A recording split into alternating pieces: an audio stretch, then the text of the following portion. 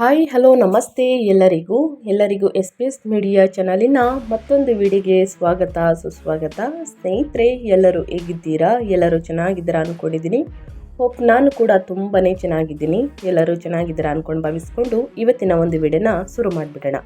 ಇವತ್ತಿನ ಒಂದು ವಿಡಿಯೋದಲ್ಲಿ ಕನ್ಯಾ ರಾಶಿಯವರ ಭವಿಷ್ಯ ಹೇಗಿರಲಿದೆ, ಜೂನ್ ಕೊನೆಯ ದಿನಗಳಿಂದ ಯಾವುದರ ಬಗ್ಗೆ ಮುನ್ನೆಚ್ಚರಿಕೆಗಳನ್ನು ತೆಗೆದುಕೊಳ್ಬೇಕು ಕನ್ಯಾ ರಾಶಿಯವರು ನನ್ನ ಕಂಪ್ಲೀಟ್ ಆಗಿ ಇದೇ ವಿಡಿಯೋದಲ್ಲಿ ತಿಳಿಸ್ಕೊಳ್ತಾ ಹೋಗ್ತೀನಿ.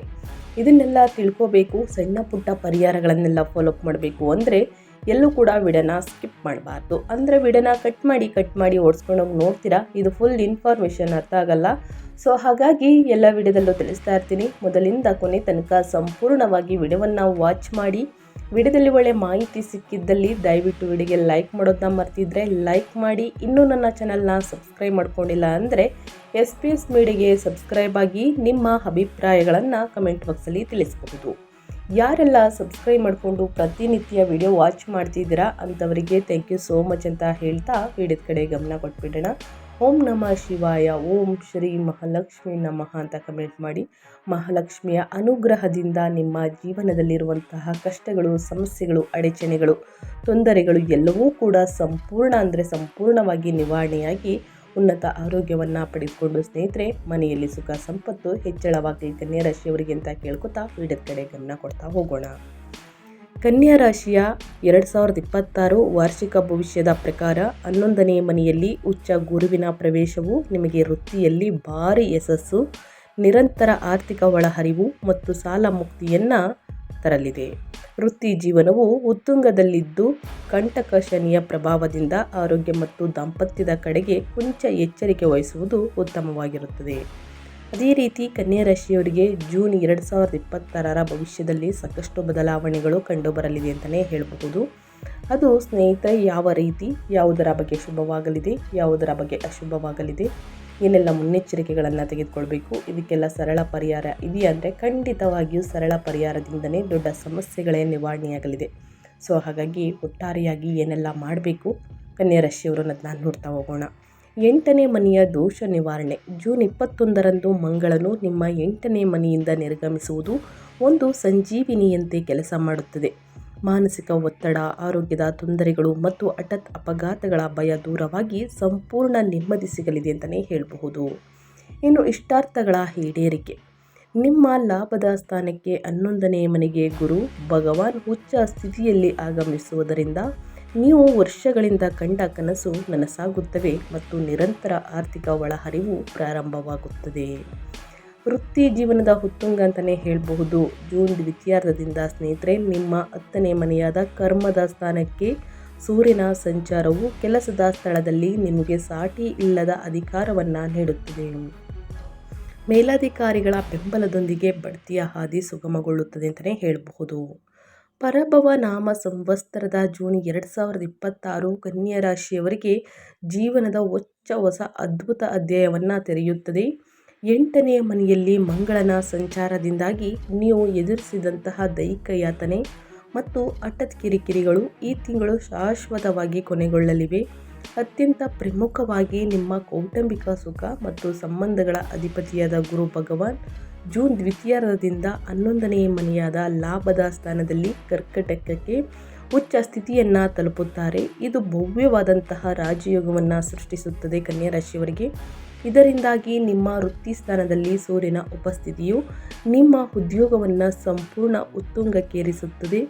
ಗ್ರಹಗಳ ಸಂಪೂರ್ಣವಾಗಿ ನಿಮ್ಮ ಪರವಾಗಿ ಜೋಡಣೆಯಾಗಿರುವುದರಿಂದ ಈ ತಿಂಗಳು ನೀವು ಮುಟ್ಟಿದ್ದೆಲ್ಲ ಚಿನ್ನವಾಗುವಂತಹ ರೀತಿಯಲ್ಲಿ ಅದೃಷ್ಟ ಒಲಿಯಲಿದೆ ಅಂತಲೇ ಹೇಳಬಹುದು. ಇದಕ್ಕೆಲ್ಲ ಕಾರಣ ಗ್ರಹಗಳ ಸಂಚಾರ ಮತ್ತು ಗ್ರಹಗಳ ಸ್ಥಾನ ಬದಲಾವಣೆಯಿಂದ ಸಾಕಷ್ಟು ಬದಲಾವಣೆಯನ್ನು ನೋಡಲಿದ್ದೀರಿ. ನಿಮ್ಮ ಲಗ್ನಾಧಿಪತಿಯಾದಂತಹ ನಿಮ್ಮ ರಾಶಿಯ ಅಧಿಪತಿಯಾಗಿರುವಂತಹ ಬುಧ 1 ಮತ್ತು 10ನೇ ಮನೆಯ ಅಧಿಪತಿ ಸ್ನೇಹಿತರೆ 10ನೇ ಮನೆಯಿಂದ 11ನೇ ಮನೆಗೆ ಸ್ಥಳಾಂತರಗೊಂಡು ಸಂಚಾರವನ್ನು ಮಾಡುತ್ತದೆ. ಜೂನ್ 22ರವರೆಗೆ ತನ್ನದೇ ಆದ ರಾಶಿಯಲ್ಲಿ ಅಂದರೆ 10ನೇ ಮನೆಯಲ್ಲಿ ಬಲವಾಗಿ ನಿಂತು ಅತ್ಯಂತ ಬುದ್ಧಿವಂತ ನಿರ್ಧಾರಗಳನ್ನು ನೀಡಲಿದ್ದಾರೆ. ಅನಂತರ ವಾಣಿಜ್ಯ ವಿಸ್ತರಣೆಗಾಗಿ 11ನೇ ಮನೆಗೆ ಸ್ಥಳಾಂತರಗೊಳ್ಳಲಿದ್ದಾರೆ ಅಂತಲೇ ಹೇಳಬಹುದು. 7ನೇ ಮನೆಯಲ್ಲಿ ನೆಲೆಸಿರುವಂತಹ ಶನಿಯಿಂದ ಪಾಲುದಾರಿಕೆಗಳಲ್ಲಿ ಅಳೆದು ತೂಗುವ ವಿಧಾನ, ಸ್ಥಿರವಾದ ಸಂಬಂಧಗಳು ಮತ್ತು ದಿನನಿತ್ಯದ ಆರೋಗ್ಯ ತಪಾಸಣೆಯನ್ನು ಬಯಸಲಿದೆ. ಒಟ್ಟಾರೆಯಾಗಿ ಗ್ರಹಗಳ ಸಂಚಾರದಿಂದ, ಗ್ರಹಗಳ ಸ್ಥಾನ ಬದಲಾವಣೆಯಿಂದ ವೃತ್ತಿ ಜೀವನದಲ್ಲಿ, ವ್ಯಾಪಾರ ವ್ಯವಹಾರದಲ್ಲಿ, ಹಣಕಾಸಿನಲ್ಲಿ, ನಿಮ್ಮ ಆರೋಗ್ಯದಲ್ಲಿ ಏನೆಲ್ಲ ಬದಲಾವಣೆಗಳನ್ನು ಗ್ರಹಗಳು ಸೂಚಿಸಲಿದೆ, ಯಾವುದರ ಬಗ್ಗೆ ಎಚ್ಚರಿಕೆ ವಹಿಸಬೇಕು ಅನ್ನೋದನ್ನ ನೋಡ್ತಾ ಹೋಗೋಣ. ಕನ್ಯಾ ರಾಶಿಯವರಿಗೆ ವೃತ್ತಿ ಜೀವನದ ಬಗ್ಗೆ ಹೇಳೋದಾದರೆ, ಕನ್ಯಾ ರಾಶಿಯವರಿಗೆ ಈ ಜೂನ್ ತಿಂಗಳು ವೃತ್ತಿ ಕ್ಷೇತ್ರದಲ್ಲಿ ಅಸಾಧಾರಣ ಮೈಲುಗಲ್ಲನ್ನು ಸೂಚಿಸುತ್ತದೆ.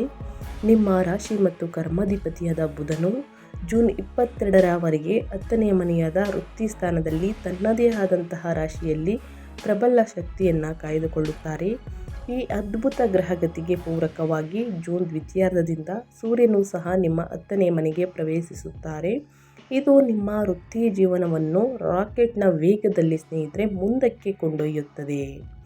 ಕೆಲಸದ ಸ್ಥಳದಲ್ಲಿ ಸಂಪೂರ್ಣ ಕಾರ್ಯಾಚರಣೆಯು ನಿಮ್ಮ ನೇರ ಆಜ್ಞೆಯ ಅಡಿಯಲ್ಲಿ ನಡೆಯುತ್ತದೆ ಮತ್ತು ನಿಮ್ಮ ನಾಯಕತ್ವದ ಗುಣಗಳಿಂದ ಮೇಲಧಿಕಾರಿಗಳು ಹೆಚ್ಚು ಪ್ರಭಾವಿತರಾಗುತ್ತಾರೆ ಅಂತಲೇ ಹೇಳಬಹುದು. ಸಾರ್ವಜನಿಕ ಇಲಾಖೆಗಳಲ್ಲಿ ಅಥವಾ ಕಾರ್ಪೊರೇಟ್ ನಾಯಕತ್ವದ ಪಾತ್ರಗಳಲ್ಲಿ ಕಾರ್ಯನಿರ್ವಹಿಸುತ್ತಿರುವವರು ಅಚಲವಾದ ಪ್ರತಿಭೆ ಮತ್ತು ಕಾರ್ಯನಿರ್ವಾಹಕ ಅಧಿಕಾರವನ್ನು ಪಡೆಯಲಿದ್ದಾರೆ. 11ನೇ ಮನೆಯಾದ ಲಾಭದ ಸ್ಥಾನದಲ್ಲಿರುವಂತಹ ಉಚ್ಚ ಗುರುವಿನ ಕೃಪೆಯಿಂದ ನೀವು ಆಡಳಿತಾತ್ಮಕ ಮೇಲಧಿಕಾರಿಗಳ ಸಂಪೂರ್ಣ ಬೆಂಬಲವನ್ನು ಆನಂದಿಸುವಿರಿ. ದೀರ್ಘಕಾಲದಿಂದ ಬಾಕಿ ಉಳಿದಿರುವಂತಹ ಯಾವುದೇ ಬಡ್ತಿ ಅಥವಾ ಕಾರ್ಪೊರೇಟ್ ಪ್ರಗತಿಗಳು ಈ ತಿಂಗಳು ಯಶಸ್ವಿಯಾಗಿ ಕೈಗೂಡುತ್ತದೆ ಅಂತಲೇ ಹೇಳಬಹುದು. ಒಟ್ಟಾರೆಯಾಗಿ ಏನೆಲ್ಲ ಬದಲಾವಣೆಯನ್ನು ನೋಡಲಿದ್ದೀರಿ, ನಿಮ್ಮ ವೃತ್ತಿ ಜೀವನದಲ್ಲಿ ಯಾವುದರ ಬಗ್ಗೆ ಮುನ್ನೆಚ್ಚರಿಕೆಗಳನ್ನು ತೆಗೆದುಕೊಳ್ಬೇಕು, ಕನ್ಯಾ ರಾಶಿಯವರು ಅನ್ನೋದನ್ನ ಕಂಪ್ಲೀಟಾಗಿ ತಿಳಿಸ್ಕೊಟ್ಟಿದ್ದೀನಿ. ಇನ್ನು ಮುಂದಿನದಾಗಿ ಹೇಳೋದಾದರೆ ವ್ಯಾಪಾರ ಮತ್ತು ಸ್ವಯಂ ಉದ್ಯೋಗದ ಬಗ್ಗೆ. ಸ್ವತಂತ್ರ ವ್ಯಾಪಾರಸ್ಥರಿಗೆ ಈ ತಿಂಗಳು ಅತ್ಯುತ್ತಮ ಸಂಪತ್ತು ಮತ್ತು ಸಮೃದ್ಧಿಯನ್ನು ಭರವಸೆ ನೀಡುತ್ತದೆ. ನಿಮ್ಮ ಲಾಭದ ಸ್ಥಾನವಾದಂತಹ 11ನೇ ಮನೆಯಲ್ಲಿ ಉಚ್ಚ ಗುರುವಿನ ಜೊತೆಗೆ ನಿಮ್ಮ ಧನಾಧಿಪತಿಯಾದ ಶುಕ್ರನು ಜೂನ್ ದ್ವಿತೀಯಾರ್ಧದಿಂದ, ನಿಮ್ಮ ರಾಶಿಯ ಅಧಿಪತಿಯಾಗಿರುವಂತಹ ಬುಧನು ಜೂನ್ 22ರಂದು ಅದೇ ಮನೆಗೆ ಪ್ರವೇಶಿಸುವುದರಿಂದ ನಿಮ್ಮ ವಾಣಿಜ್ಯ ಹೆಜ್ಜೆ ಗುರುತು ವೇಗವಾಗಿ ಗುಣಿಸಲ್ಪಡುತ್ತದೆ. ಹೊಸ ಶಾಖೆಗಳನ್ನು ಸ್ಥಾಪಿಸಲು ಅಥವಾ ಹೊಸ ಕ್ಷೇತ್ರಗಳಿಗೆ ವೈವಿಧ್ಯಮಯಗೊಳಿಸಲು ಇದು ನಿರ್ದೋಷವಾದಂತಹ ಕಾಲಾವಧಿಯಾಗಿದೆ ಅಂತಲೇ ಹೇಳ್ಬೋದು ಕನ್ಯಾ ರಾಶಿಯವರಿಗೆ. ಇನ್ನು ಕಲಾತ್ಮಕ ಉದ್ಯಮಗಳು, ಮಾಧ್ಯಮ ನೆಟ್ವರ್ಕ್ಗಳು, ವಾಣಿಜ್ಯ ಎಂಜಿನಿಗಳು ಅಥವಾ ಆಹಾರ ಅಥವಾ ಆತಿಥ್ಯ ವ್ಯವಹಾರಗಳನ್ನು ನಿರ್ವಹಿಸುವವರು ಗ್ರಾಹಕರ ಆಕರ್ಷಣೆಯಲ್ಲಿ ಅಭೂತಪೂರ್ವ ಏರಿಕೆಯನ್ನು ಕಾಣಲಿದ್ದೀರಿ. 7ನೇ ಮನೆಯಲ್ಲಿ ಶನಿಯ ಸಂಚಾರ ಇರುವುದರಿಂದ ವಾಣಿಜ್ಯ ಪಾಲುದಾರಿಕೆಗಳು ಯಾವುದೇ ದೊಡ್ಡ ಅಡಚಣೆಗಳನ್ನು ಎದುರಿಸುವುದಿಲ್ಲ, ಬದಲಿಗೆ ದೀರ್ಘಕಾಲೀನ ರಚನಾತ್ಮಕ ಸ್ಥಿರತೆಯನ್ನು ಪಡೆಯುತ್ತವೆ.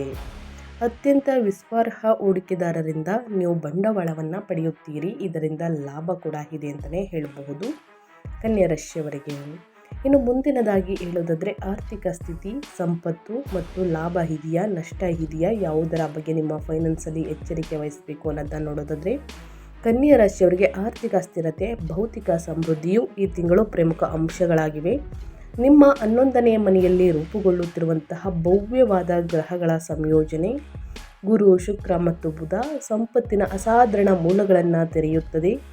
ರಿಯಲ್ ಎಸ್ಟೇಟ್ ಅಥವಾ ಇತರ ಬಂಡವಾಳಗಳಲ್ಲಿ ನೀವು ಹಿಂದೆ ಮಾಡಿದ್ದ ಹೂಡಿಕೆಗಳು ಈಗ ಲಾಭದಾಯಕ ಆದಾಯವನ್ನು ನೀಡುತ್ತವೆ. ದೀರ್ಘಕಾಲದಿಂದ ಸಿಲುಕಿಕೊಂಡಿದ್ದಂತಹ ಆರ್ಥಿಕ ಬಾಕಿಗಳನ್ನು ಯಶಸ್ವಿಯಾಗಿ ವಸೂಲಿ ಮಾಡಲಾಗುವುದು.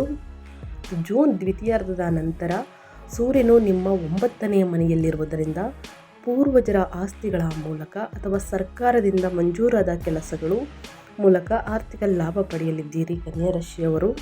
ಅದೇ ರೀತಿ ನಿಮ್ಮ ವೈಯಕ್ತಿಕ ಸೌಕರ್ಯವನ್ನು ಹೆಚ್ಚಿಸಲು ಮನೆಗಾಗಿ ಐಷಾರಾಮಿ ಜೀವನ ಶೈಲಿಯ ವಸ್ತುಗಳ ಮೇಲೆ ನೀವು ಸಂತೋಷದಿಂದ ಹೂಡಿಕೆಯನ್ನು ಮಾಡುತ್ತೀರಿ ಸ್ನೇಹಿತರೆ.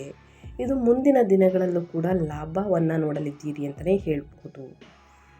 ಅದೇ ರೀತಿ ನಿಮ್ಮ ಹೆಲ್ತ್ ಬಗ್ಗೆ ಹೇಳೋದಾದರೆ ನಿಮ್ಮ ಆರೋಗ್ಯದಲ್ಲಿ ಏನೆಲ್ಲ ಬದಲಾವಣೆಗಳು ಕಂಡುಬರಬಹುದು, ಯೋಗಕ್ಷೇಮ ಹೇಗಿರಲಿದೆ, ಯಾವುದರ ಬಗ್ಗೆ ಎಚ್ಚರಿಕೆ ವಹಿಸಬೇಕು ಅನ್ನೋದನ್ನು ನೋಡೋದಾದರೆ ಕನ್ಯಾ ರಾಶಿಯವರಿಗೆ ಇತ್ತೀಚಿನ ದಿನಗಳಲ್ಲಿ ನಿಮ್ಮನ್ನು ಕಾಡುತ್ತಿದ್ದಂತಹ ದಿನನಿತ್ಯದ ಆರೋಗ್ಯದ ಆತಂಕಗಳು ಜೂನ್ 21ರಂದು ಮಂಗಳನು ನಿಮ್ಮ 8ನೇ ಮನೆಯಿಂದ ನಿರ್ಗಮಿಸಿದಾಗ ಸಂಪೂರ್ಣವಾಗಿ ದೂರವಾಗುತ್ತವೆ. ವಾಹನ ಚಾಲನೆಯ ಭಯ, ಕೋಪದಲ್ಲಿನ ಹಠಾತ್ ಏರಿಕೆ ಮತ್ತು ಹೊಟ್ಟೆಗೆ ಸಂಬಂಧಿಸಿದ ಅಸ್ವಸ್ಥತೆಗಳು ತಿಂಗಳ ಅಂತ್ಯದ ವೇಳೆಗೆ ಸಂಪೂರ್ಣವಾಗಿ ಮರೆಯಾಗುತ್ತವೆ. ಲಾಭದ ಸ್ಥಾನದಲ್ಲಿರುವಂತಹ ಉಚ್ಚ ಗುರುವು ನಿಮ್ಮ 3ನೇ ಮತ್ತು 5ನೇ 7ನೇ ಮನೆಗಳ ಮೇಲೆ ತನ್ನ ಶುಭ ದೃಷ್ಟಿಯನ್ನು ಬೀರುವುದರಿಂದ ನಿಮ್ಮ ಪ್ರಮುಖ ಶಕ್ತಿಯು ಪ್ರಬಲವಾದಂತಹ ಉತ್ತೇಜನವನ್ನು ಪಡೆಯುತ್ತವೆ. ಅದೇ ರೀತಿ ನವೀಕೃತ ಮಾನಸಿಕ ಉತ್ಸಾಹದೊಂದಿಗೆ ನಿಮ್ಮ ಕಣ್ಣುಗಳಲ್ಲಿ ರೋಮಾಂಚಕ ಹೊಳಪು ಪ್ರಕಟವಾಗುತ್ತದೆ. ಜೂನ್ 21ರವರೆಗೆ ಮಾತ್ರ ಚಾಲನೆ ಮಾಡುವಾಗ ಅಥವಾ ವಿದ್ಯುತ್ ಉಪಕರಣಗಳನ್ನು ನಿರ್ವಹಿಸುವಾಗ ಸಾಮಾನ್ಯ ಎಚ್ಚರಿಕೆಯನ್ನು ಅಭ್ಯಾಸ ಮಾಡಿ. ಮನೆಯಲ್ಲೂ ಕೂಡ ಸ್ನೇಹಿತರೆ ವಿದ್ಯುತ್ತನ್ನು ಉಪಯೋಗಿಸದೇ ಇರ್ತೀರ, ಮಿಕ್ಸಿ ಮತ್ತು TV ಈ ರೀತಿ ಸಣ್ಣ ಪುಟ್ಟ ಗಾಯಗಳಾಗುವಂತಹ ಚಾನ್ಸಸ್ ಇರುತ್ತದೆ. ಸೊ ಹಾಗಾಗಿ ಅದರ ಬಗ್ಗೆ ಎಚ್ಚರಿಕೆ ವಹಿಸಿ. ವಾಹನವನ್ನು ಅನಿವಾರ್ಯ ಇದ್ದರೆ ಮಾತ್ರ ತಡರಾತ್ರಿಯಲ್ಲಿ ವಾಹನವನ್ನು ಚಾಲನೆ ಮಾಡಿ ಸ್ನೇಹಿತರೆ. ಭಯ, ಆತಂಕ, ನಿರ್ಭಯ ನಿಮ್ಮನ್ನು ಕಾಡಲಿದೆ ಅಂತಲೇ ಹೇಳ್ಬೋದು. ಸೊ ಹಾಗಾಗಿ ನಿಮ್ಮ ಆರೋಗ್ಯವನ್ನು ಸರಿಯಾದ ರೀತಿಯಲ್ಲಿ ಸ್ನೇಹಿತರೆ ನೋಡ್ಕೊಳ್ಳೋದು ಬಹಳ ಮುಖ್ಯ. ಇನ್ನು ಮುನ್ನೆಚ್ಚರಿಕೆಗಳನ್ನು ತೆಗೆದುಕೊಳ್ಬೇಕಾಗುತ್ತದೆ. ಜೊತೆಗೆ ಆತಂಕ, ಭಯವನ್ನೆಲ್ಲ ಬಿಡಬೇಕಾಗುತ್ತೆ. ಪ್ರತಿದಿನ ಹನುಮಾನ್ ಚಾಲಿಸವನ್ನು ಕನ್ಯಾ ರಾಶಿಯವರು ಹೇಳಿ ಇವೆಲ್ಲವೂ ಕೂಡ ದೂರ ಹೋಗಲಿದೆ. ಅದೇ ರೀತಿ ಕುಟುಂಬ ಮತ್ತು ವೈಯಕ್ತಿಕ ಸಂಬಂಧಗಳ ಬಗ್ಗೆ ಹೇಳೋದಾದರೆ, ಕೌಟುಂಬಿಕ ಜೀವನವು ಒಂದು ದೊಡ್ಡ ಹಬ್ಬದಂತೆ ಕಾಣುವುದು ಖಚಿತ. ನಿಮ್ಮ 11ನೇ ಮನೆಯಲ್ಲಿ ಉಚ್ಚ ಗುರು ಮತ್ತು ಶುಕ್ರರ ಆನಂದಕರ ಸಂಯೋಜನೆಯು ನಿಮ್ಮ ಮನೆಯಲ್ಲಿ ಮಂಗಳಕರ ಮತ್ತು ಸಂತೋಷದಾಯಕ ಸಮಾರಂಭವೊಂದು ನಡೆಯುವುದನ್ನು ಸೂಚಿಸುತ್ತಿದೆ ಸ್ನೇಹಿತರೆ. ಹಿರಿಯರ ಆಶೀರ್ವಾದವು ನಿಮಗೆ ಬಲವಾದ ಗುರಾಣಿಯಾಗಿ ಕಾರ್ಯನಿರ್ವಹಿಸುತ್ತದೆ ಮತ್ತು ವಿಶ್ವಾಸಾರ್ಹ ಸ್ನೇಹಿತರು ಅಥವಾ ಒಡಹುಟ್ಟಿದವರಿಂದ ನೀವು ಅತ್ಯುತ್ತಮ ಬೆಂಬಲವನ್ನು ಪಡೆಯುತ್ತೀರಿ. ನಿಮ್ಮ 7ನೇ ಮನೆಯಲ್ಲಿ ಶನಿಯ ಸಂಚಾರವಿದ್ದರೂ ವಿವಾಹ ಸಂಬಂಧಗಳನ್ನು ಹುಡುಕುತ್ತಿರುವವರು 11ನೇ ಮನೆಯಲ್ಲಿರುವ ಗುರು ಮತ್ತು ಶುಕ್ರರ ಸಂಯೋಜಿತ ಕೃಪೆಯಿಂದ ಈ ತಿಂಗಳು ಅದ್ಭುತವಾದಂತಹ ಸಂಬಂಧಗಳನ್ನು ಅಂತಿಮಗೊಳಿಸುವರು. ಸಂಗಾತಿಯೊಂದಿಗಿನ ಸಣ್ಣ ಪುಟ್ಟ ತಪ್ಪು ಗ್ರಹಿಕೆಗಳು ನಿವಾರಣೆಯಾಗಿ ನಿಮ್ಮ ವೈಯಕ್ತಿಕ ಬಾಂಧವ್ಯವು ಗಮನಾರ್ಹವಾಗಿ ಬಲಗೊಳ್ಳುತ್ತದೆ. ಒಟ್ಟಾರೆಯಾಗಿ ಹೇಳಬೇಕು ಅಂದರೆ ಕುಟುಂಬದಲ್ಲಿ ಸಾಕಷ್ಟು ಬದಲಾವಣೆಗಳು ಕಂಡುಬರಬಹುದು ಸ್ನೇಹಿತರೆ.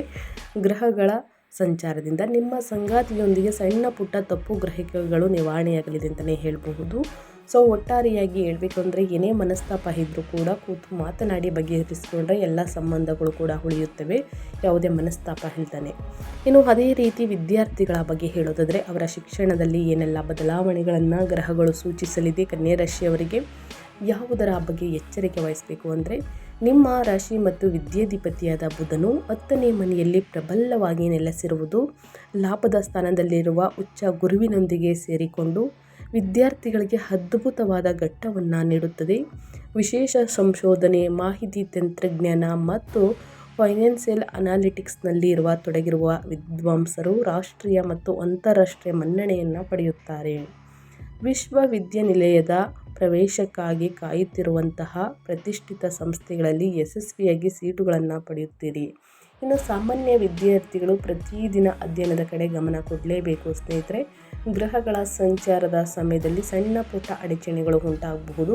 ಅಧ್ಯಯನದ ಕಡೆ ಆಸಕ್ತಿ ಇಲ್ಲದಿರಬಹುದು ಅಥವಾ ಏಕಾಗ್ರತೆ ಕಡಿಮೆಯಾಗಬಹುದು. ಸೊ ಹಾಗಾಗಿ ನೀವು ಕೂಡ ಪ್ರತಿದಿನ ಹನುಮಾನ್ ಚಾಲಿಸವನ್ನು ಓದಿ ಸ್ನೇಹಿತರೆ. ಏಕಾಗ್ರತೆ, ಆಸಕ್ತಿ ಹೆಚ್ಚಾಗಲಿದೆ ಅಂತಲೇ ಹೇಳಬಹುದು ಕನ್ಯಾ ರಾಶಿಯ ವಿದ್ಯಾರ್ಥಿಗಳಿಗೆ. ಇನ್ನು ಕನ್ಯಾ ರಾಶಿಯವರಿಗೆ ಜೂನ್ ಕೊನೆಯ ದಿನಗಳಲ್ಲಿ ಅನುಸರಿಸಬೇಕಾದ ಪರಿಹಾರವನ್ನು ತಿಳಿಸ್ಕೊಡ್ತೀನಿ. ಈ ಪರಿಹಾರವನ್ನು ಅನುಸರಿಸುವುದರಿಂದ ಕಷ್ಟಗಳು, ಸಮಸ್ಯೆಗಳು, ಅಡಚಣೆಗಳು, ತೊಂದರೆಗಳು ಎಲ್ಲವೂ ಕೂಡ ಸಂಪೂರ್ಣವಾಗಿ ನಿವಾರಣೆಯಾಗಲಿದೆ. ನಿಮ್ಮ ಲಾಭದ ಸ್ಥಾನದಲ್ಲಿ ಉಚ್ಚ ಗುರುವಿನಿಂದ ಉಂಟಾಗುವ ಭವ್ಯವಾದಂತಹ ರಾಜಯೋಗವನ್ನು ಸಂಪೂರ್ಣವಾಗಿ ಸೆರೆ ಹಿಡಿಯಲು ಜೂನ್ 21ರವರೆಗೆ 8ನೇ ಮನೆಯ ಮಂಗಳನನ್ನು ಶಾಂತಗೊಳಿಸಲು ನಾನು ಹೇಳುವಂತಹ ಪರಿಹಾರವನ್ನು ಫಾಲೋ ಮಾಡಬೇಕಾಗುತ್ತದೆ. ಮೊದಲನೇದಾಗಿ ಶನಿ ಪರಿಹಾರ. ಶನಿವಾರದಂದು ಶನಿದೇವರಿಗೆ ಎಳ್ಳೆಣ್ಣೆಯಿಂದ ತೈಲಾಭಿಷೇಕವನ್ನು ಮಾಡಿಸಿ ಬಡವರಿಗೆ, ನಿರ್ಗತಿಕರಿಗೆ ಕಪ್ಪು ವಸ್ತುಗಳನ್ನು ದಾನ ಮಾಡಿ, ಕಪ್ಪು ಉದ್ದಿನ ಬೇಳೆ, ಕಬ್ಬಿಣದ ವಸ್ತುಗಳನ್ನು, ಕಪ್ಪು ಬಟ್ಟೆಯನ್ನು, ಕಪ್ಪು ಎಳ್ಳನ್ನು ದಾನ ಮಾಡುವುದರಿಂದ ಸಮಸ್ಯೆಗಳು ನಿವಾರಣೆಯಾಗಲಿದೆ. ಸೊ ಹಾಗಾಗಿ ತಪ್ಪದೇ ಕನ್ಯಾ ರಾಶಿಯವರು ಈ ಪರಿಹಾರವನ್ನು ಮಾಡಬೇಕಾಗುತ್ತದೆ. ಇನ್ನು ಶನಿ ಸ್ತೋತ್ರವನ್ನು ಹೇಳುವುದು. ಇನ್ನು ಮಂಗಳನ ದೋಷ ಶಾಂತಿಗಾಗಿ ಜೂನ್ 21ರಂದು ಮಂಗಳನು ಸ್ಥಾನ ಬದಲಾಯಿಸುವವರೆಗೆ ಸಣ್ಣ ಪುಟ್ಟ ಆರೋಗ್ಯದ ಏರುಪೇರುಗಳು ಅಥವಾ ಚಾಲನೆ ಅಡೆತಡೆಗಳಿಂದ ರಕ್ಷಿಸಿಕೊಳ್ಳಲು ಮಂಗಳವಾರದಂದು ಸುಬ್ರಹ್ಮಣ್ಯ ಸ್ವಾಮಿಯನ್ನು ಕೆಂಪು ಹೂಗಳಿಂದ ಪೂಜಿಸಿ, ಕೆಂಪು ಮೊಸರುಬೇಳೆಯನ್ನು ದಾನ ಮಾಡಿ ಬಡವರಿಗೆ, ನಿರ್ಗತಿಕರಿಗೆ, ಅಸಹಾಯಕರಿಗೆ. ಇನ್ನು ಗುರುವಿನ ಆರಾಧನೆ. ಉಚ್ಚ ಗುರುವಿನ ಅದ್ಭುತ ಅದೃಷ್ಟವನ್ನು ನಿಮ್ಮ ಜೀವನದಲ್ಲಿ ಶಾಶ್ವತವಾಗಿ ಭದ್ರಪಡಿಸಿಕೊಳ್ಳಲು ಗುರುವಾರದಂದು ಹಳದಿ ಉಡುಪನ್ನು ಧರಿಸಿ ಮತ್ತು ದತ್ತಾತ್ರೇಯ ಅಥವಾ ಶ್ರೀ ದಕ್ಷಿಣಾಮೂರ್ತಿ ದೇವಸ್ಥಾನಕ್ಕೆ ಭೇಟಿ ನೀಡಿ ಗುರು ಸ್ತೋತ್ರವನ್ನು ಹೇಳುವುದರಿಂದ ಸಮಸ್ಯೆಗಳು ಕ್ರಮೇಣವಾಗಿ ಕಡಿಮೆಯಾಗಲಿದೆ. ಇನ್ನು ನಿಮ್ಮ ರಾಶಿಯ ಅಧಿಪತಿಯಾಗಿರುವಂತಹ ಬುಧನ ಶಕ್ತಿಯನ್ನು ಹೆಚ್ಚಿಸಲು ಮತ್ತು ನಿಮ್ಮ ವೃತ್ತಿ ಜೀವನವನ್ನು ಉತ್ತುಂಗಕ್ಕೇರಿಸಲು ಬುಧವಾರದಂದು ನಿಯಮಿತವಾಗಿ ವಿಷ್ಣು ಸಹಸ್ರನಾಮ ಸ್ತೋತ್ರವನ್ನು ಪಠಿಸಿ. ವಿಷ್ಣು ಸಹಸ್ರನಾಮ ಸ್ತೋತ್ರವನ್ನು ಹೇಳುವುದರಿಂದ ಕಷ್ಟಗಳು, ಸಮಸ್ಯೆಗಳು, ಅಡಚಣೆಗಳು, ತೊಂದರೆಗಳು ಎಲ್ಲವೂ ಕೂಡ ನಿವಾರಣೆಯಾಗಲಿದೆ. ಸೊ ಹಾಗಾಗಿ ಕನ್ಯಾ ರಾಶಿಯವರು ತಪ್ಪದೆ ಈ ಒಂದು ಪರಿಹಾರವನ್ನು ಮಾಡಿ ಅಂತ ಹೇಳ್ತಾ ನಾನು ವಿಡಿಯೋವನ್ನು ಎಂಡ್ ಮಾಡ್ತಾ ಇದ್ದೀನಿ. ಕನ್ಯಾ ರಾಶಿಯವರಿಗೆ ಇವತ್ತಿನ ಒಂದು ವಿಡಿಯೋದಲ್ಲಿ ಸಂಪೂರ್ಣ ಮಾಹಿತಿ ಸಿಕ್ಕಿದ್ದಲ್ಲಿ, ಈ ವಿಡಿಯೋ ಯೂಸ್ಫುಲ್ ಅನಿಸಿದ್ದಲ್ಲಿ ದಯವಿಟ್ಟು ವಿಡಿಯೋಗೆ ಲೈಕ್ ಮಾಡೋದನ್ನ ಮರ್ತಿದ್ರೆ ಲೈಕ್ ಮಾಡಿ. ಇನ್ನು ನನ್ನ ಚಾನಲ್ನ ಸಬ್ಸ್ಕ್ರೈಬ್ ಮಾಡ್ಕೊಳ್ತಾನೆ ನೋಡ್ತಿದ್ರೆ ದಯವಿಟ್ಟು SPS ಮೀಡಿಯಾಗೆ ಸಬ್ಸ್ಕ್ರೈಬ್ ಆಗಿ ನಿಮ್ಮ ಅಭಿಪ್ರಾಯಗಳನ್ನು ಕಮೆಂಟ್ ಬಾಕ್ಸಲ್ಲಿ ತಿಳಿಸಬಹುದು. ಯಾರೆಲ್ಲ ಸಬ್ಸ್ಕ್ರೈಬ್ ಮಾಡಿಕೊಂಡು ಪ್ರತಿನಿತ್ಯ ವಿಡಿಯೋ ವಾಚ್ ಮಾಡ್ತಿದ್ದೀರಾ ಅಂಥವರಿಗೆ ಥ್ಯಾಂಕ್ ಯು ಸೋ ಮಚ್ ಅಂತ ಹೇಳ್ತಾ, ನಿಮಗೂ ಮತ್ತು ನಿಮ್ಮ ಕುಟುಂಬಕ್ಕೆ ತುಂಬಾ ಒಳ್ಳೆಯದಾಗಲಿ. ಶನಿದೇವರ ಆಶೀರ್ವಾದ, ಶಿವನ ಅನುಗ್ರಹ ನಿಮ್ಮ ಮೇಲಿರಲಿ. ನಿಮ್ಮ ಸಮಸ್ಯೆಗಳೆಲ್ಲವೂ ನಿವಾರಣೆಯಾಗಿ ಉನ್ನತ ಆರೋಗ್ಯವನ್ನು ಪಡೆದುಕೊಂಡು ಸುಖ ಸಂಪತ್ತು ಹೆಚ್ಚಳವಾಗಲಿ ಅಂತ ಕೇಳ್ಕೊತಾ ಮತ್ತೊಂದು ವಿಡಿಯೋ ಜೊತೆ ಮತ್ತೊಂದು ಹೊಸ ಭವಿಷ್ಯದಲ್ಲಿ ಸಿಗ್ತೀನಿ. Thank you for watching.